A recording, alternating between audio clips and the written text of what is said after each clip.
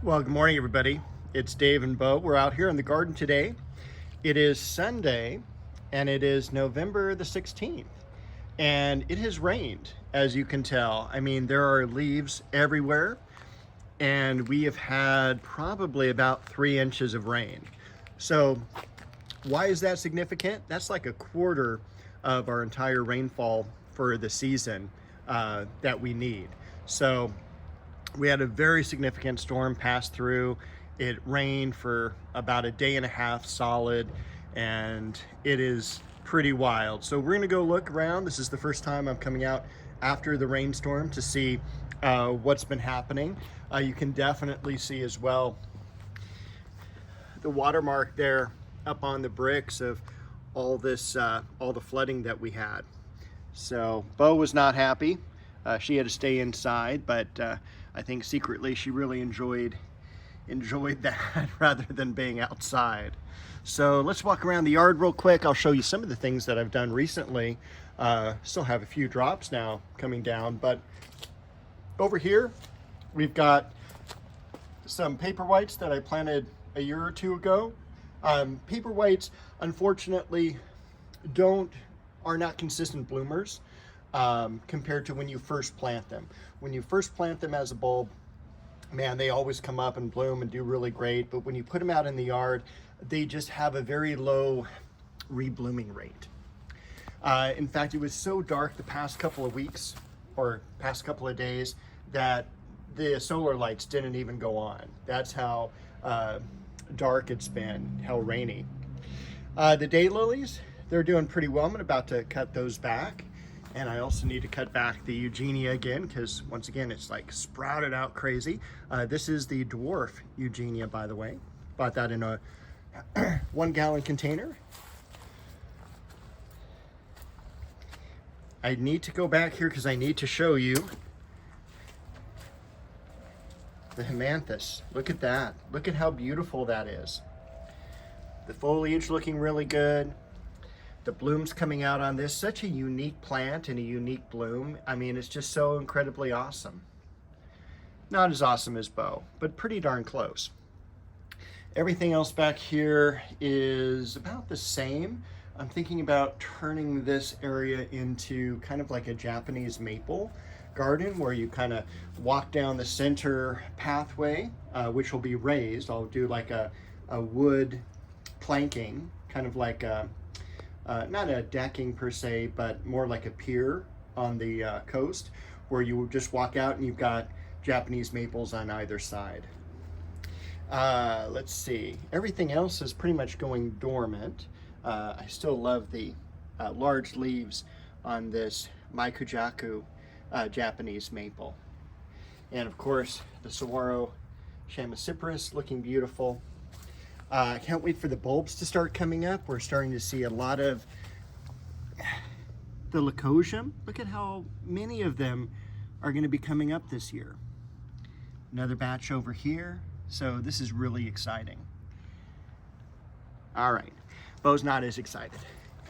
Over here, we've got Japanese Maple Orange Dream. We've got those sticks in the back are forsythia. I don't know if it shows up too well against the background. It really doesn't. So we'll move on. Daylily opened up. Can't wait to start pruning. We're only 2 weeks away. In fact, I think it's 2 weeks from today. 2 weeks from tomorrow is December the 1st. That's the first day where I start pruning. Very excited. Can't wait to start cutting back roses and clearing out material. The Dahlia's holding up. We are going to have some cold weather coming up. Bud coming up on that succulent plant. We're supposed to get down into the 40s. So while that may not necessarily be a frost, that's going to start to give us some chill hours. So what happened to Shishigashira? All right, so I decided to kind of transform this area, and I know I should finish one project before I start another, but it's like massively redoing the yard this winter time. I just need to move some plants around and everything. And the Shishigashira, first of all, was a little bit too close to the fence and too tied into this particular area underneath the fig tree. So, although it was getting protected. So I decided to move the plant. I went ahead and I moved it just a few feet away over here. We're gonna get that fig leaf out of the way. So let's see if I can get a better view of that. Not really. So this is gonna be the new home of Shishigashira. And it's gonna get a little bit more sun here. It's still gonna get the afternoon shade, which is great, but I'm gonna see how it does in this location. If worst comes to worst, I can always put a shade cloth over it, do a little tent like structure over the top of it in case it starts burning in the summertime. But I wanted to give it more of an area in which to grow. So that's why it's here. I'm gonna put some azaleas around it. It's gonna look absolutely fantastic. And I'm gonna probably stretch the rocks out in front of it now to cruise around the plumeria. So that is my goal. We'll see how quickly and how effectively I can do this as we get up, because I figure too, all right, so the pathway here where you see a little bit of the pond water, I'm gonna fill that in kind of where the rocks are. So this is like a pathway walking right up to the very back corner where that tree stump is and where Bo is. So that's going to be kind of a pathway out here to the yard. Trust me, it looks great in my mind. I'm sure it'll look good in person once I get it done. And back here, everything survived. We still have a lot of leaves on the Haemanthus. Those will start dropping off once those night temperatures start dipping down. The guava seedling, that's going to need to come up pretty soon. And a lot of silver dragon liriope there.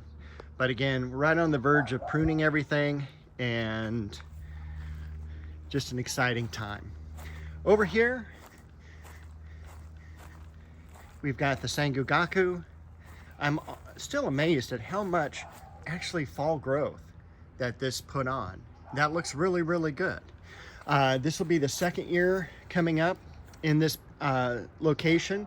So it should take the summer a lot better. All right, what else did I do? Over here, well, first of all, we should take a look at Judy Garland, because we've got 3 blooms on it, all in different areas. Couldn't group them together. I worked in this area again the other day, last weekend, in fact, last Sunday. We've got berberis here, the barberry. I moved from that back corner where Bo gets the catmint, and I was worried because it had the spikes on it that she was ending up scratching herself with it, and it was just like really close, and I think she got herself a couple of times this past year with it. So just to make it more safe for her, I went ahead and put it over here. Japanese maple bronze beauty in the background here. Also cleaned out a little bit more ajuga, put it up front. We'll go around the corner in just a moment, take a look. Everything else here is surviving well. This is the Chamaecyparis fern leaf. Over here, look at all those blooms on the Westringia. And then back over here, I have the Acacia cousin it. I'm hoping that made the transplanting. We'll find out in the springtime. I planted a Madonna lily back behind the rock there. The leaves of the monstrous blood lily coming out really nice, beautiful color. Seems to love being in that pot. And then we'll cruise around into the garden. And so I cleaned this area up here last week after I shot the video. We've got the chocolate cosmos. Remember how massive that was? I mean, it was like about 1.5 feet wide, tall, You know, it was amazing how big that this chocolate cosmos got.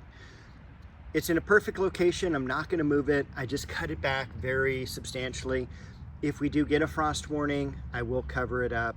But other than that, I'm just gonna, it should regrow just fine. I also cut back this carnation here. I wanted to just, you know, reduce it back to its original, more of its original planting size. It's just getting a little bit too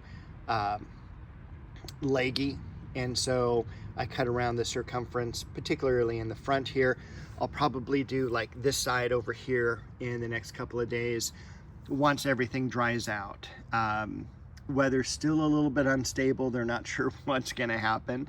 I think it's supposed to be dry for the most part today. More rain tomorrow, but then it's gonna be dry and sunny for a couple of days. One last rainstorm later in the week. But you know, we're in Southern California, so it changes very rapidly here. I'm hoping that the dogwood against the back fence survived. It looks like it probably did. But again, you know, it's one of those things that I'm moving every single year to find the right location, and it just hasn't found it yet. And realizing I'm in a really hot summer location, that's not ideal for dogwoods. But it's also not ideal for crab apples, but this one is doing really, really well. So again, this is going into now the 3rd year, so we should see a lot of growth this next year. Sweet pea bush. Got some irises coming up. I'm looking forward to cutting back and moving the giant Leonotis. Finally, I may end up doing that this week, or at least cutting it back. We'll see. We'll see. Unfortunately, this is what happens to a lot of the roses when they're open during these heavy rains, is that they just fill with water and end up getting knocked over. Everything's good back in this area. You can see where I took out the berberis here, so I can put in another plant, or you know, something like that back there. Again, just need to make some time to get out here. And of course, cutting everything back is just one of the joys of life. There's something about pruning that's refreshing, and you know, it's like January 1st, you know, you get to start anew every single year. And also you get to kind of help train the plant. Looking here, I mean, this is probably something I'll prune back pretty quickly with this beautiful red dragon Japanese maple. It's just absolutely stunning. And I'll probably end up, we got that Chamacypris back here too, probably end up putting a Japanese maple or two around this tree. My goal is to extend the bricks from this side here, the left side, around here to make this more of a planter bed, so that the bricks end here, and again, they start over here. So it makes it a little bit more complete as far as the yard goes. And I think that's it. You can see the neighbor's jujube tree in the back that has lost all of its leaves. So I think this is where I will stop. I think that covers pretty much the entire yard, and I'm looking forward to the next week, because that brings us one more week closer to pruning, and also one more week closer to another season. So we're going to do season 4 of this, which will start in about 3 weeks. I want to try some new things, of course, and those will be talked about soon. So I'm very excited for that. And I did also, now that I look over here, I've been pruning a lot of the ivy. So, you know, trying to keep that top layer of fence line clear.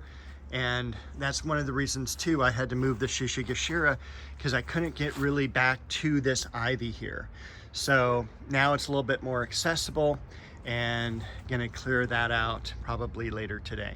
So you'll find that out next week if I do or not. All right, everyone. Hope you have a great week. Stay dry and happy gardening.